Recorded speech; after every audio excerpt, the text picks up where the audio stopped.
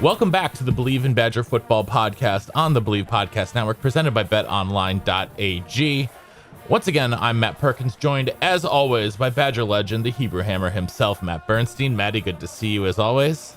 Man, this one's special. I think our guest outshines every single other human who ever put on a helmet at Wisconsin. But I'm going to try my hardest not to fanboy you, Lee. But I think Matt Perkins is going to have a huge problem in that area. Fair warning to Lee and everyone listening, because this is a really special one for me. I mean, we had Craig Urbick, so we had a Badger Bill combo before, but Lee Evans was a special player in my mind. He's here with us today, and I couldn't be more excited. So, Lee, thank you so much for spending some time with us. Yeah, I appreciate y'all having me on. This is been hearing a bunch of guys, obviously bumped into Bernie, so looking forward to doing this.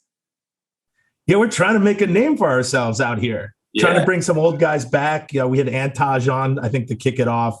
Was pretty interesting guy. We've had B. White, as you know, who's a very interesting guy. Yeah. So, you know, we couldn't be more happy. Lee, I mean, dude, you are, I don't even know what to say. Like, you are a mythical creature at Wisconsin. Like, I have dudes who would come visit me who don't know you and say, hey, that's Lee Evans in the bar. And I'd be like, man, how do you know what Lee looks like? And dudes just recognized you no matter what. And people ask, like, oh, who'd you play with? And all I have to say is Lee Evans. And they're like, okay, got it. Yeah. I mean, I'm going to try not to be like all over you the whole time, but how awesome is that feeling to have people just know you so well for what you were able to accomplish on the field?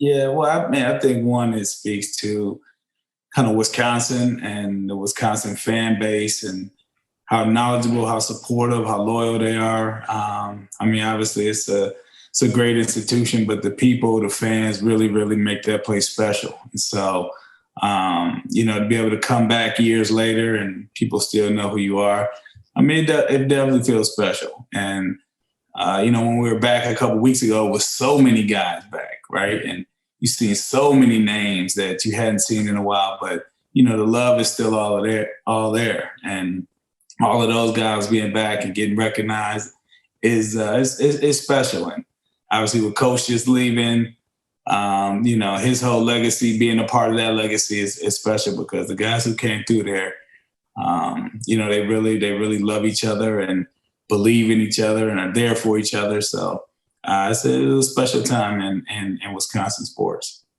So let's talk about how you even ended up there in the first place, because you grew up around Cleveland, right? Yeah. So, I mean, Ohio, like Wisconsin has recruited Ohio somewhat in the past, but it's not exactly like, you know, it's not that same like New Jersey pipeline. It's not the in-state pipeline. It's not, you know, a lot of guys come from Florida. So what, you know, how did Wisconsin get on your radar, and how did you sort of end up there and how did you choose that over the other offers that you had? So it was a guy that I played with in high school, Chris Chambers.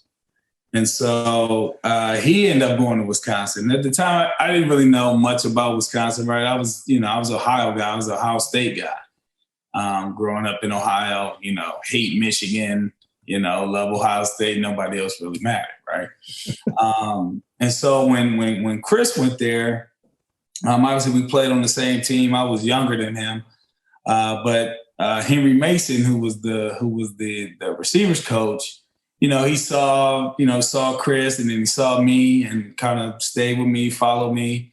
And, you know, as I was playing football and running track and things like that, he kind of stayed with me. And obviously knowing Chris there and, you know, and then bringing a bunch of Ohio guys there, some guys from Youngstown, Mike Eccles, who was also there, Delonte West, John Favre, like all these Cleveland guys, they were there. And so, you know, going through the whole process as I got to be a senior and I go to Wisconsin, who had been on me for, you know, since I was a junior, and seeing a lot of Ohio guys there and seeing the success that they were having, seeing the success that the team was having, you know, it seemed like a good fit. How influential was Coach Mason? I know you guys were great friends or are great friends. Yeah, I mean, Coach Mason's a special guy. He's a special guy. And, he really not only, pushed me, but, in the recruiting process, it was, my family, my parents, and really getting to know them, and being a sounding board for them when they came into Madison to visit. He was there all the way around, and so that part of it. But he knew how to bring it out of you too, right? He was a Midwest guy. Went to school in Michigan, so he was a no nonsense type of coach, but he was a great coach, great personality, and really knew how to motivate players. And so that's why a lot of receivers under his watch had success, because he knew how to get the best out of athletes, and and make a few mad in the process as well. But that's part of it. So what was the best piece of advice you got from Coach Mason, whether it's something about on the field or off the field? We can do this whole podcast on that. We can just talk about all of the different quotes and everything. But one of the things that he always said was, don't be scared to have success, right? Just because you make a good play, like don't think that is, that's everything. Don't be afraid to do it again and do it again. And then when people expect you to do it again. And so, it was that type of pushing for me that was special, where it was, you made one, let's see how many you can make. Let's see how far you can go with it. And so that's something that I always remember to this day. I just love that Coach Mason could coach you in like a humorous way, and you knew that you made a mistake, but it didn't come out like some other coaches who would like just go hard at you, like straight up, like you suck. He was like, Bern, that ain't gonna work around here. Like, it was just kind of like more humorous, but you definitely take to those things. I stood behind Coach Mason because he called all the personnel groupings when we'd run in. Yeah. So I was around him pretty much like the whole entire game because Coach White was up in the box. Yeah. So I spent all the time with him. And I love that guy, but yeah, it's just so funny. And you're right. He's such a good coach. I mean, look at the guys he's had. Yeah. Lee Evans, you got Brandon Williams, B. White. I mean, you got Darren Charles, J.O. I could go on forever. I even think he had probably a lot of influence on Owen Daniels, kind of moved over. Yeah. So wait, I got to ask you, dude, you were a high hurdler? How is that? Yeah. Yeah. So I tell you, man,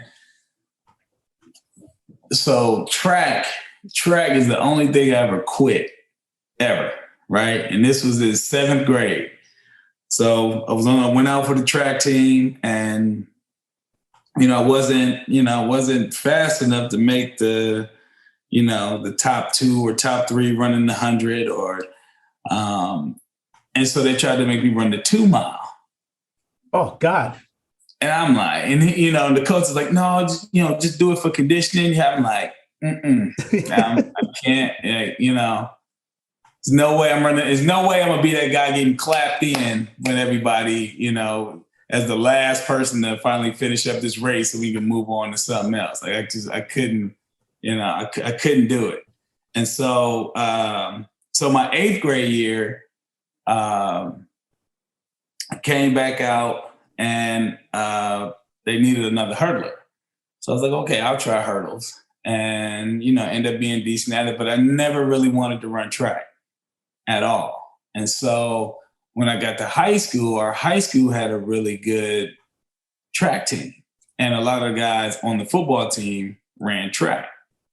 So, they kept pushing me and, pressing me in to come run track. And they come out, we need a guy. And, long story short, I end up getting out. I end up going out running the hurdles. And we had a really, really good hurdling team, like the shuttle hurdle race. Mm-hmm. In high school was one of my favorite races of all time, right? This is a fun race because, you don't often get 4 good hurdlers on a team, right? Sure. And so we had like 5. So it was, it was a competition. So we would go, basically we was just trying to go to school meets and the big meets and break those records. That was our goal every time. Let's just go, let's break the record, see how many records we can break. So so that's how I got into it. And it was one of the best things I ever did, for sure. Have you always just been like an amazing athlete, like from kids all the way through? No, not really. I mean, I was small, undersized, but I just always played hard and I was fast, right? So, but athlete, but I always played something: baseball, basketball, front yard football, at the playground basketball, at the playground baseball. Nothing organized, right? My parents. Right. I ain't had time to shuttle me to different sports and all of that. I think I played 2 leagues, little league at our rec center. And that was like during the summer. But other than that, it was just everything at the playground until middle school, where you could start playing for the school. So when did it, sorry, Matt, when did it click for you then that you could catch almost every ball that was ever thrown at you? You could run, you could beat guys who were probably some of the best in the Big Ten. Like, when did it click? Was it in high school that you're like, oh, wow, I actually am a pretty solid football player? It was just more for me, it was just about competing, right? Like, I didn't want to lose. So, even on my high school team, I wasn't the most talented guy there, but, I was good. I was good in the classroom. I played multiple sports and I was good on the field, right? So it was just, but I was definitely not the most talented guy. We had some guys go to other schools who, had a little more, had, I think, more of a ceiling. But, for whatever reason, it didn't work out. And, for, different reasons for different guys. But, and once I got to see where now you're playing, playing in all-star games and things like that. Now you're playing against other guys who are going to college. You start thinking, okay, well, beat these guys too. When I get up to college, let's try to beat these guys too. You know what I mean? Whoever it was, that was just like the next level of competition to try to win. So, so it was never, thinking I was there. It was just really just competing whenever I could, and and it worked out. So let's talk about that transition to college. What was the most difficult part? Was it the physical, the mental, emotional? What was the hardest thing for you to sort of accomplish or transition to as you went from high school to Wisconsin? Probably really just the unknown. Right? I had no idea. Like, we ran a wing T offense in high school, right? So I ran a wing T offense in high school. A team with you and Chris Chambers ran a wing T in high school. That is a crime against football. And so one of the things that Coach Mason said, he was like, because I was good at track as well, but in high school I only had like 37 catches, something like that, right? It was, so it wasn't, I didn't have eye-popping numbers, but I would, whenever I got the ball, I would, do something with it, right? Okay. And so, but it wasn't like blaring numbers. But one of the things he said, he was like, watch you play football, watch you compete there, watch you compete on the track. Like, that's what we need. That's what we're looking for, people who can compete and, and get into anything and mix it up. So, yeah. When you show up to Wisconsin, like, what is it like? What was that like? Who was your roommate? At the time, it was a guy named Isaac Booker. So he was like a gray shirt from Florida, running back, and he never ended up getting on the field. Never ended up. I think he ended up leaving after a year or so, a year or two, and then the next year I was with Darius Jones. All right. So me and Darius, we had a little place at the Regent. Nice. So that was good. And then you remember Delonte, Yeah. Delonte, who was a Cleveland guy. And then also another guy who was there was Chad Coons. You remember him? Yeah. The fullback, right? Yeah. Yeah. So he was from Ohio as well. And then his brother ended up coming, who was Russ. about all right. Russ ended up coming. So I ended up rooming with him for a year. Yeah. You got a lot of interesting guys you roomed with. And then I ended up rooming with Herbs. Yeah. So I ran the whole gamut. So it was all You good. really did. I mean, you really ran from some of the most bizarre human beings I've ever met to like Lee, like the cool and calm and collective guy. Oh man, Delonte was one of my favorites. He would just Delonte was a piece of work. Sit there and talk smack to everyone across the montage, and I was like, man, this is the coolest seat I could have ever had. You know, then you had Dantes, was you. I think Jimmy was over there. Mike Allen, SB. Mike Eccles for my first. Mike Eccles was there. Yeah, that was a wild corridor of lockers. Yeah, for sure. I'm definitely forgetting like 30 other guys, but wait, so Lee, so you showed up. You went to the seminary, which is like the worst place in the world. What was your first camp like? Did you know you're going to play? Like what?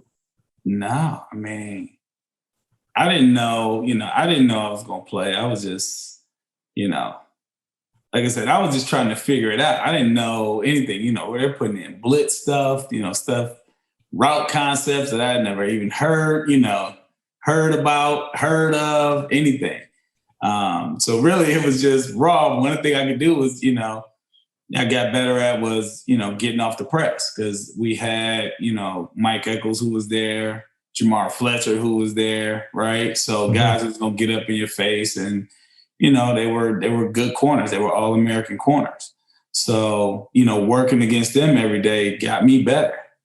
Because I'm like, okay, until I can beat these guys, or when I can beat these guys, then I know I can compete against anybody in the country.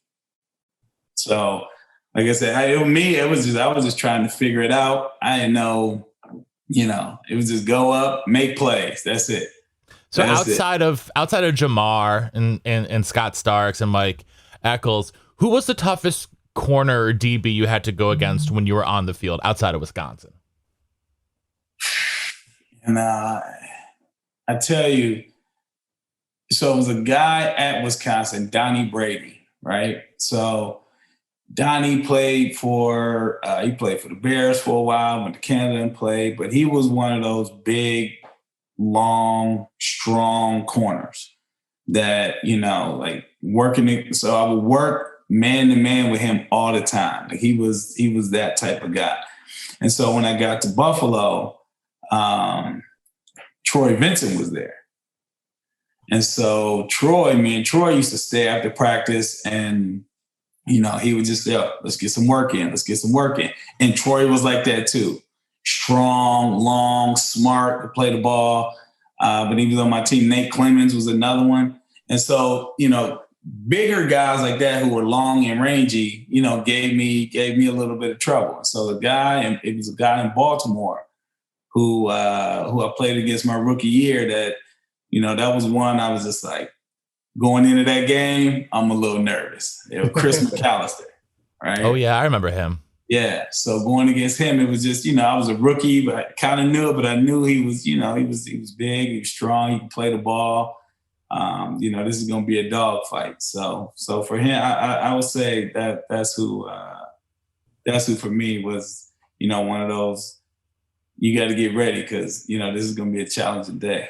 So before we get into Buffalo and I completely fanboy out, we're gonna I want to stick at Wisconsin a little bit. So you played with both Brooks Bollinger and Jim Sorgi. You had Brooks was the starter for your first couple of years, and then you had Jim your final year. What was what was the transition like going from Brooks to Jim, and then also what were some of the differences between playing with those two guys, either in terms of like attitude or, in terms of like how they read the field, arm strength, anything like that? Yeah, I mean, Brooks was kind of the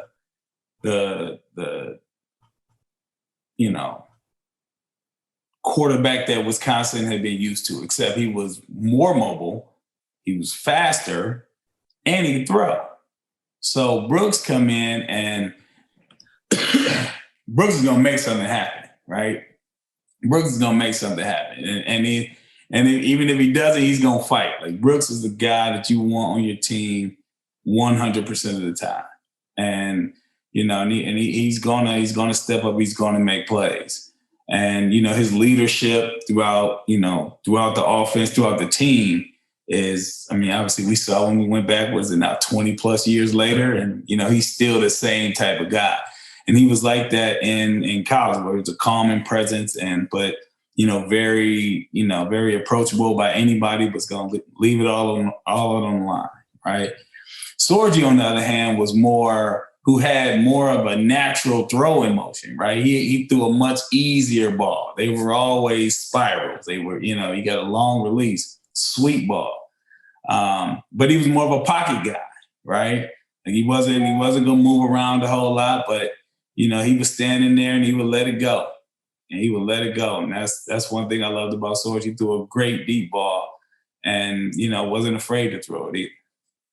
Yeah, I would totally agree with you. I think Brooks was like a tank, but that dude could take a beating in games. Sorgi, not so much. He just was smaller. But his arm, you knew like when Sorgi was in, you'd have like for AD and I, like we'd have to find an open space because he could dump it down. Like he wasn't going to start taking off. Right, exactly. Yeah. Brooks, on the other hand, you're like, dude, I don't even need to turn around because you're not going to dump it to me. You're going to run. Yeah, the timing on all the stuff now, it's going to be like, look, start running around. Let me find you, that type of deal. Exactly. So Lee, I want to talk. I have two games that I like absolutely love. The game in Michigan State when you had 258 yards and 5 touchdowns, which I think is still a record, if I'm not. Both of those are still single game records, yes. Did you ever go into a game like I didn't go into Michigan State thinking we were going to destroy them, but like, did you go in and know like, wow, man, I'm having a day. Like, how could this get any more crazy? Also, Lee, you definitely hold the 99-yard touchdown pass in Bowling Green. That's a record. Akron, sorry, right. It was a Cleveland team. Or not a Cleveland team. I'm sorry, Ohio. Yeah, team. Ohio team. Yeah. Man, you saved my hide that day. I fumbled the kickoff, and then Coach Palermo yelled at me for like 2.5 quarters, and then you scored that touchdown. And he like gave up. He's like, nah, never mind. We're gonna win this game. So like, Lee, what was it like when you were having like days like that? Yeah, I mean, that game was always a fun game because you knew Michigan State. They were playing man-to-man. That was going to be a physical football game, and it was going to be a tough football game. It's basically a man-to-man type of game. Who's going to win?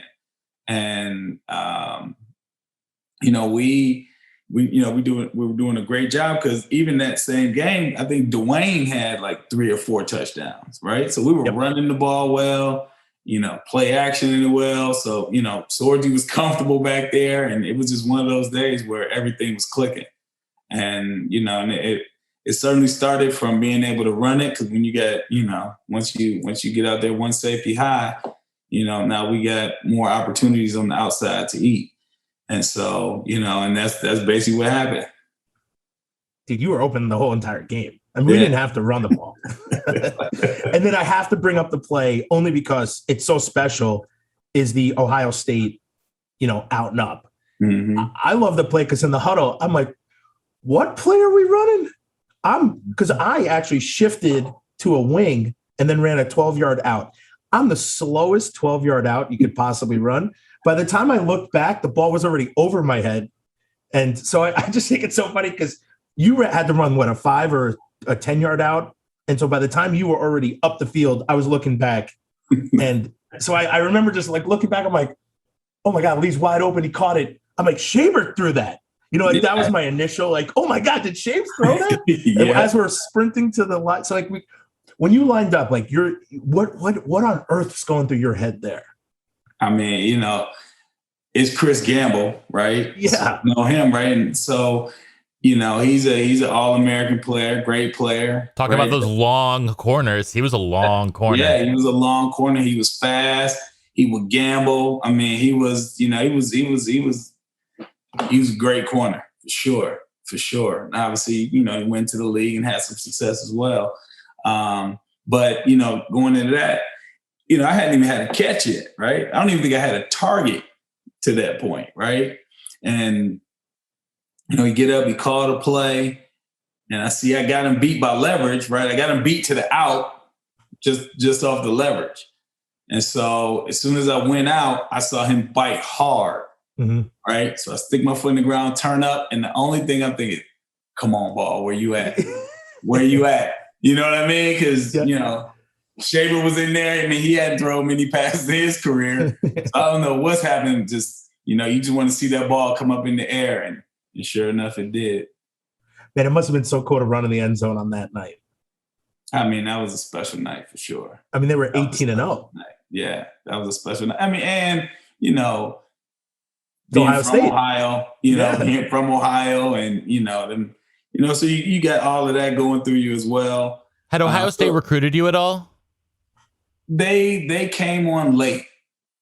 So they started recruiting me probably halfway through my senior year, and started coming at me a little more and more. But excuse me. But by that time it was too late. I had already taken at least one visit, and so I pretty much narrowed it down, or ruled Ohio State out once they didn't come. At least by my senior year, early on.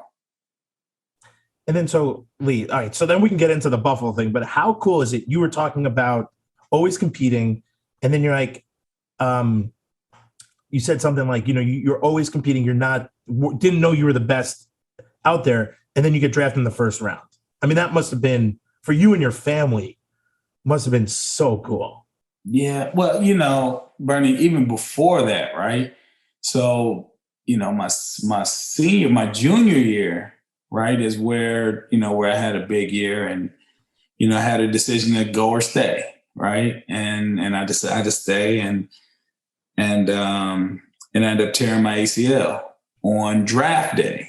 Right. Spring game was on draft day. Yep. Tore my ACL. And so that whole process and coming back from, at that point being regarded as a first round receiver, possibly, to, going through that injury, sitting out a year and coming back again for a fifth year.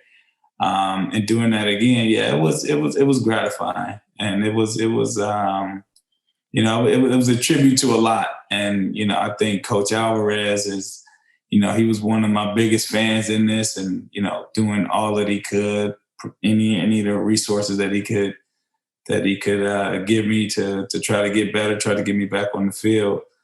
He did, and so he stood by me through the whole deal, man. And that was. That's something I'll never forget either. What's your most notable memory of Coach Alvarez? Like, what is there, like one thing that stands out in your mind, or one thing that he did, or that you just like remember about him the most? I mean, that's a whole nother podcast. I mean, guys, like, I mean, it's so much, right? It's just not, one thing they said during a motivational speech, or one thing they said after a Monday win or low. It's just kind of the whole embodiment of where they wanted you to go, how they wanted you to develop, to get you to buy in as a team to win is, that's kind of the secret sauce that they have that makes them, that makes them great. Is it true that Coach Alvarez brought you a new field? Yeah, what? That he bought you a new field? You got hurt on the AstroTurf like that. Yeah. That was AB's joke for like 10 years. He's like, man, Coach Alvarez loves you so much, Lee. He brought you a new field. Yeah, that is true. That is true. I can't say that was for me, but I certainly appreciated it. I'll say that, because that old AstroTurf was the worst. I think we all appreciated it. It was the worst. I don't know how Ron Dane ran for 4 years on that, took all the hits that he did, and never got injured. Oh, man. I mean, because it was concrete. It was concrete with a 1/4-inch AstroTurf on it. It wasn't even that. It was hard, but it was just like it was like playing on an SOS Brillo pad. Yeah. Right? So as soon as you hit the ground, like whatever skin is exposed is gone. Oh, it's gone. It's gone. I remember watching Brooks in the shower, and I just felt so bad for him, because like he had burns everywhere. And it just like, he's like, it would like sting. I was like, man, I'm lucky I'm redshirt this year, but I guess next year is going to be brutal. Yeah, it's gonna be, and then you put sleeves on and you get burns through the sleeves. You're like, come on, man. And rip your sleeves. Yeah, it didn't matter. It didn't matter. So Lee, when you were in the meeting room and everyone's looking up to you, like, what are some of the things you tell like some of the young guys? Like, were you being a Coach Mason type with them? Like, what was that like? Bernie, I wasn't the most, talkative, all of that. Really, it was just, I tried to demonstrate more than talk, right? So I tried to do it with my play and, how I carried myself and just how it worked, right? Because that's really what it was, right? Like all of these, you got guys in there who are, star-rated athletes and all of this and all of that, but it's hard work that's going to make you, that's going to, take you further. Mm-hmm. And so, I tried to be that player every day, come to practice, work and practice, try to be great in practice, and so, and just try to be that vision for younger kids or younger receivers, not even kids, because I was a kid too, but, just tried to work hard and be a leader that way. So, so that's where, and all the guys that came after me, obviously we have great relationships. I talked to them, B. White, B. Will, JL, all of those guys. Yeah. But Chris was that for me. When I got there, a lot of guys were that for me when I got there. So I just tried to carry that along because, Wisconsin is different, right? And people try to, ask like, what is just different? The whole way of, the way our team kind of was together is just very different than anybody else. And even leaving college and, being around a lot of other people, it's not the same. You leave college and a lot of guys leave college there, but, the bonds that we have in college, I think is really unparalleled. Okay. So I have two questions, two final Wisconsin questions before we move on to the league. Number one, we had Brandon White on last week. Tell us a story or tell us something about Brandon White that, like a funny story or in your memories of Brandon White. And then after that, I want to know who, outside of Bernie, obviously, who was the biggest physical freak you played with at Wisconsin? Oh, man. B. White. B. White. So I will say this about Brandon, right? When he came to Wisconsin, right? He's this Florida kid coming into Wisconsin, and it's like a whole new world for him, right? So it's like it's completely different. But you watch him on the field, like, he was the best at getting off press I'd ever seen. Just the fluidity of it, the flawlessness of it, the ease of it, right? It was just, so I'm looking, I'm like, this dude's gonna be really good. This dude's gonna be really good. He got something that's, that you can't even teach. It's just what you have. And so, we got, when he came in, we got really close because they were, really trying to prep him to get to play and everything. And I remember his first time in the cold, his first time seeing cold. He just wasn't ready for it. He wasn't ready for it.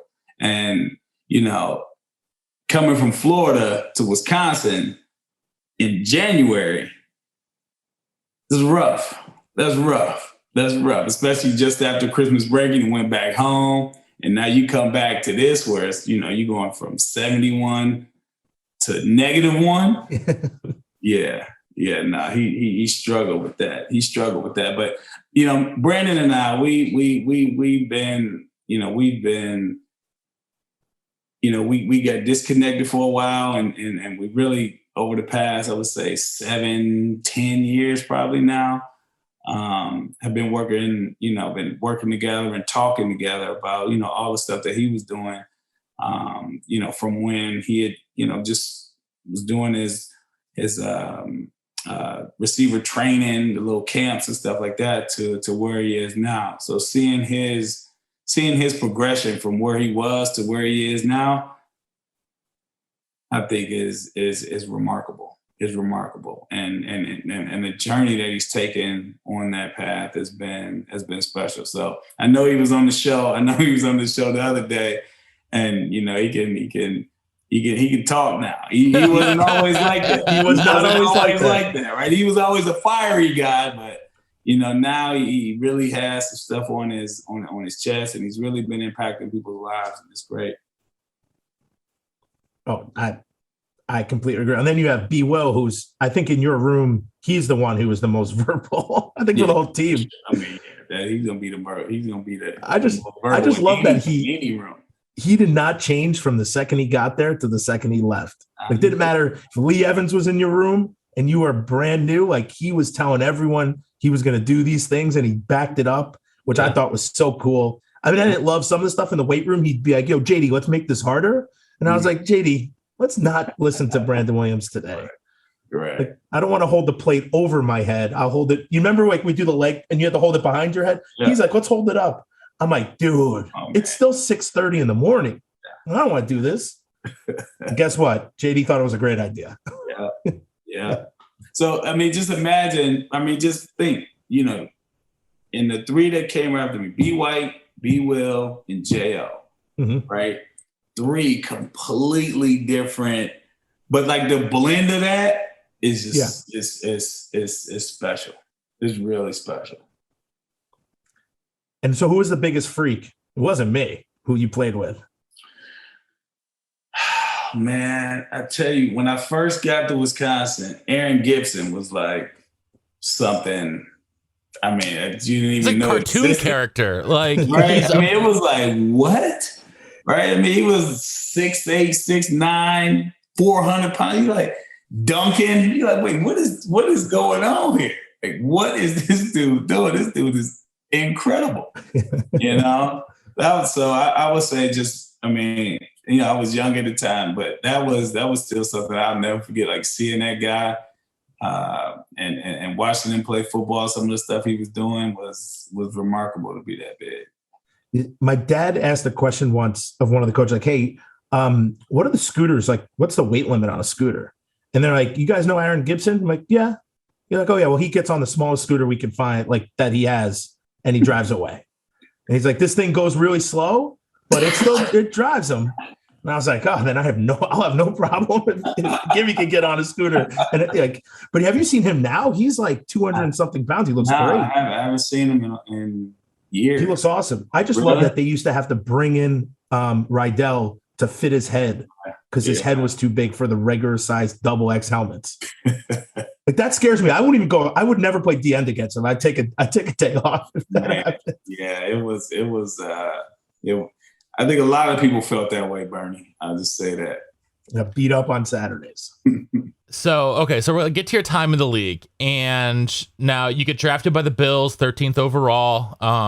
I'm sitting at home going absolutely wild in my living room because my favorite receiver from my favorite college team gets drafted by my favorite pro team. Mm-hmm. And you were pretty adamant about having the number 3 in your jersey. Mm-hmm. And so now anyone who's a Buffalo Bills fan knows that, especially, at that point you can only be in the 80s. So you want to get 83, but the number 83 jersey is very special because it belongs to, the greatest receiver in the history of the franchise, Andre Reed. Mm-hmm. How did you manage to get the number 83 jersey?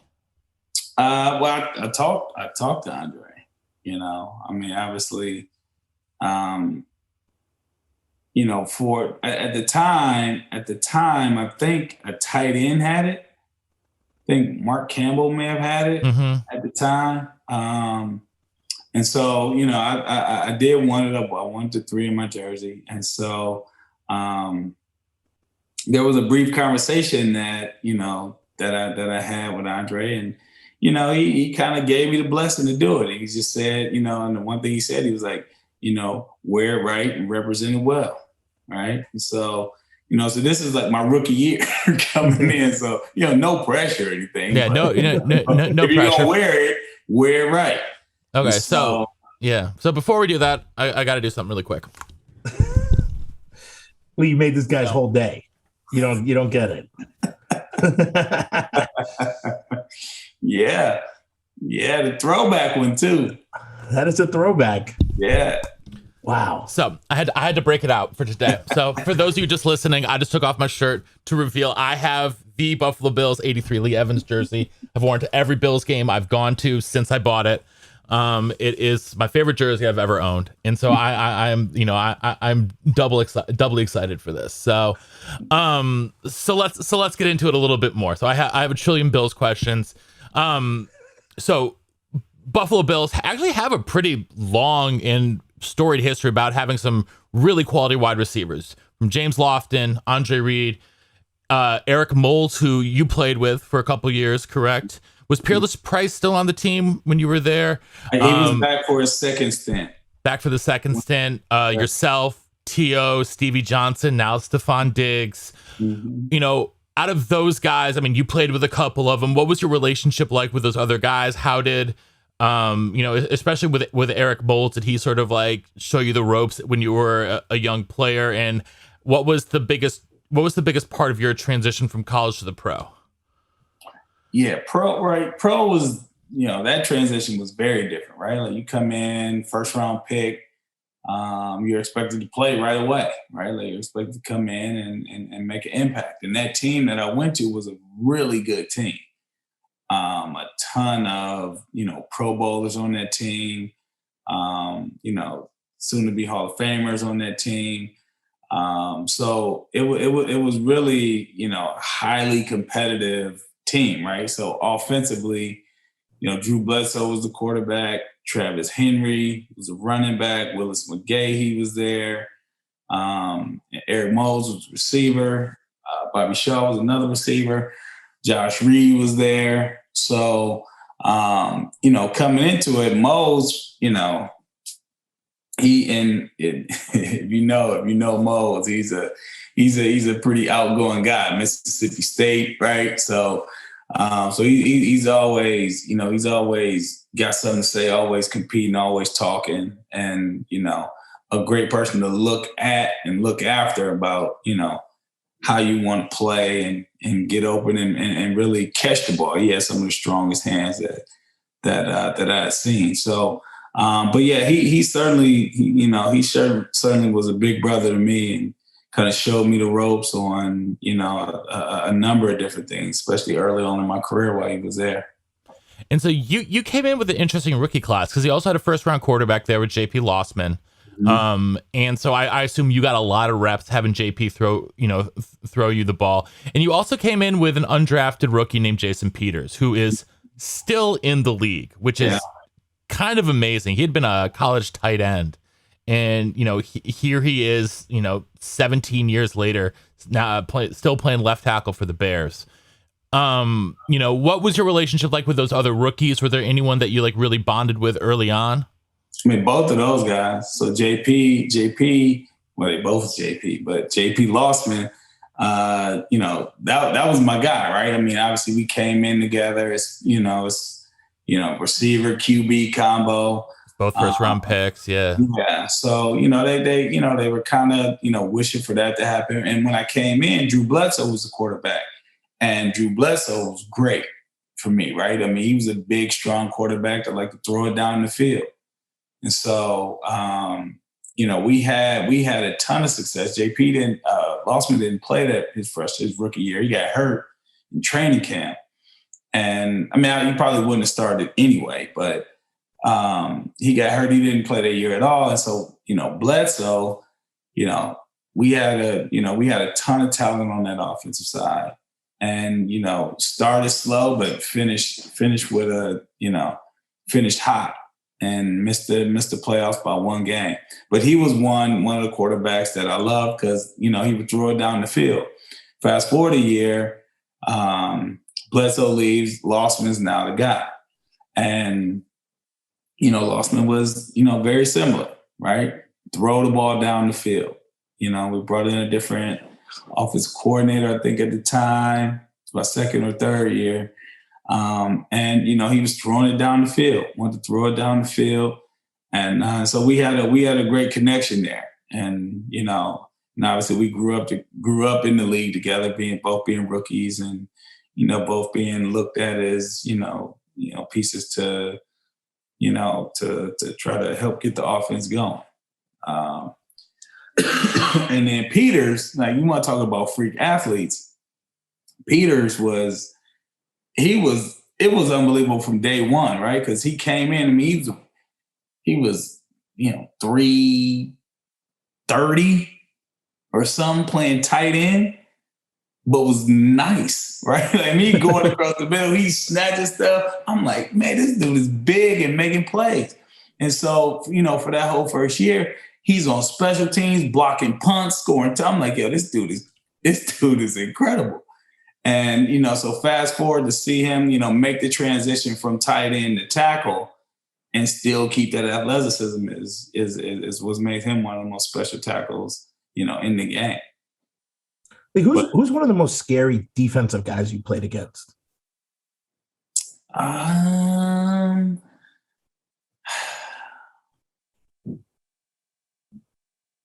Was there any dude you're like, man, keep this guy away from me? Yeah, I mean, not really, right? Not really. Well, because Lee can just run past him, man. I mean, it's certain guys you knew who were dirty, who would try to do dirty stuff, like that. But nobody that that you was just scared of. I mean, you play in football. You play exactly. So, I mean, in here, hey, it might get loud in here. It might, you have a collision or two, but. I mean, that's part of it. But it was the guys that were dirty that you like, all right, you gotta kind of watch yourself around this guy. Don't get in a pile with that guy. Yeah. Or be around the pile. Yeah, exactly. Yeah. So I gotta ask, one of my favorite players that you played with was Roscoe Parrish. Because Roscoe was, I think, maybe the only dude who could have been faster than you. He was, I loved his return skills. My friends in college would always make fun of me because my phrase watching every Bills game would be, get up, Roscoe, because I felt like he could take it to the house every time he got the ball in his hands. What was like playing with him? Was he just like crazy shifty? Did he have anything that like really jumped off the page? Oh yeah. I mean, you look at him, it's like a human joystick, right? Yeah. It's just like, the way he can move, the way he can run at full speed and change direction, and his quickness out of his cuts, is what made him dangerous when he had the ball in his hands, right? And that was the only key, trying to find ways to get the ball in his hands. Obviously, he's not, on the outside, going down the field that way. So you had to, run some screens, run them, drag, just do anything you could do to get the ball in his hands. Because once you get the ball in his hands, anything could happen.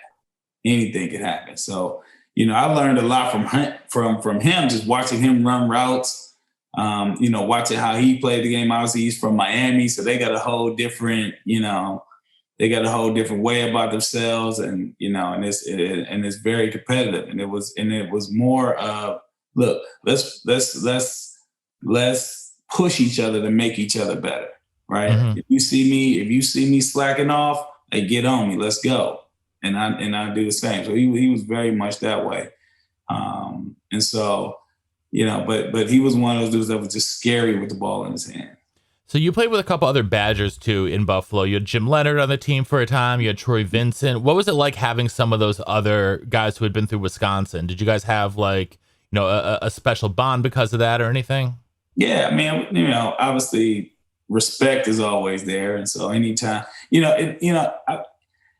my time in Buffalo, which was special, was, unfortunately marred by a lot of turnover, right? So it was just constant. A lot of coaches, yeah.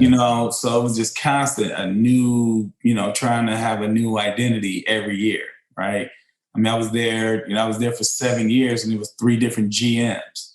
So, so you're just constantly getting new guys in. And so, having somebody there, who went to college with or went to the same college with that you had some type of bond with was good, because it was a lot of, it was just a lot of in and out and a lot of uncertainty around the team as a whole.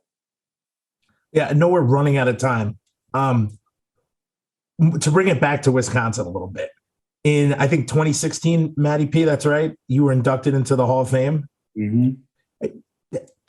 That must be, I mean, what does that mean to a Lee Evans to be inducted into the Wisconsin Hall of Fame? Yeah, I mean, it's special. It's special. And it's, I didn't necessarily expect it. But it's special, because obviously when, somebody else votes you in and, gives you that high praise, it means a lot. And I love coming back to Madison. I'm in Madison a number of times throughout the year. Come back for games. And so Madison has been a special place for me. It's really where, it's where I grew up, and, still have a lot of, meaningful relationships in life and in business. So, it's a place that I love. The University of Madison has been great. I love it. And so to be inducted in that Hall of Fame means the world. And, I think, and, my wife's from Wisconsin and her family's there. So, it's special to be able to come back and be, and just be up on that wall with a lot of other greats. Well, it's well-deserved. I mean, definitely well-deserved. I couldn't be happier to have a relationship with you. Like, we played together. I've always looked up to you.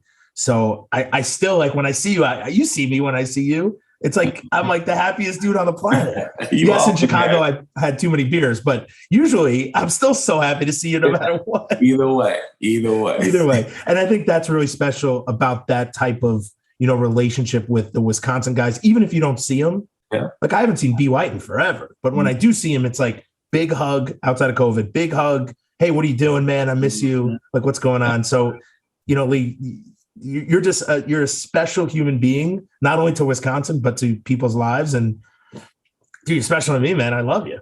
Hey, man, I love you too, Bernie. You know that. Listen, Matty P loves you. Look, he's wearing your jersey. I know. I didn't even know. So yeah, this has been awesome, man. And it's really great to see you guys, have this show, have some fun with the show, bringing guys back, and your take on the show is really cool, man. So I really appreciate y'all having me on. Yeah, no, thank you so much. This is special. Yeah, we really appreciate it. So that's going to do it for us here today. So until next time, thank you again, Lee, and on Wisconsin. On Wisconsin. On Wisconsin.